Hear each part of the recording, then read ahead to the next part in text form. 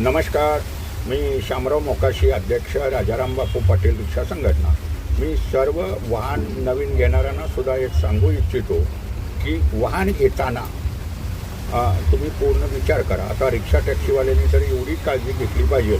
आता बघा, कुठल्याही कंपनीवाले आहेत ना, हे तुम्हाला 0 डाऊन पेमेंटवरची सुद्धा गाड्या देतात. RTOवाले सुद्धा धनाधन परमिट खाऊन गाड्या देतात. खोटी कागदपत्र तुम्ही देसायचा, परमिट घेतायचा, पण कायदे मात्र बघा.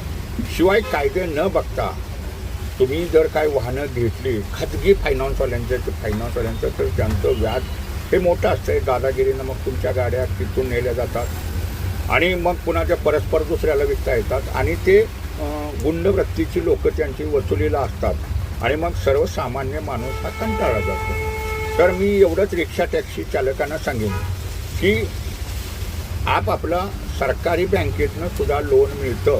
तुम्हाला प्रयत्न करावा लागतो, म्हणजे तिथं तुमचं त्या बँकेत खातं पाहिजे, तुमचे बँकेत व्यवहार करत राहायचा आहे, म्हणजे तुम्हाला फायनान्स कंपनीच्या नादी लागता येणार नाही.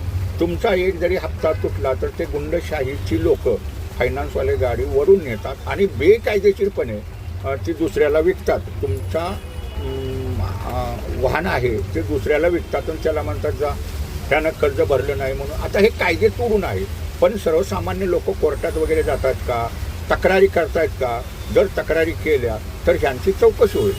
बँकेला, पतपेढीला, फायनान्सरला अशी गाडी, रिक्षा आणि टॅक्सी परवान्याची आहे ती वरून नेऊन दुसऱ्याला विकता येत नाही, हे प्रत्येकाने लक्षात ठेवा. पण कायद्यानुसार त्यांना कोर्ट केस वगैरे टाकून संपूर्ण कर्ज वसूल करता येतं, पण कायद्यानं येतं.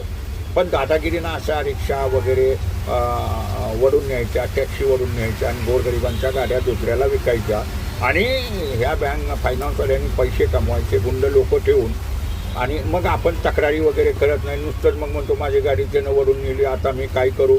तर प्रत्येकानं लक्षात घ्या, वाहन विक्रेते समजा व्यापारी हा पैसे कमवण्यासाठीच असतो. तो उलटं सुलटं गोड बोलून गाडी गळ्यात मारतो. पण प्रत्येकानं वाहन घेताना मात्र आपण वाहन घेतो या, त्याचं कर्ज कुठलं आहे, त्याचं व्याज किती आहे, हप्ते किती आहेत आणि आपणाला त्याच्यापासून काय ते सवलत देणार आहेत का, किंवा ह्या सगळ्या गोष्टी तुम्हाला बघाव्या लागणार आहेत.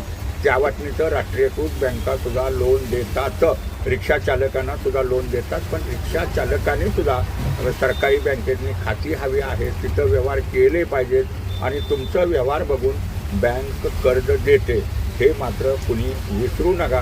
आता प्रत्येकानं ठरवायचं आहे काय ते असं आणि वाहनं खरेदी करायची आहेत.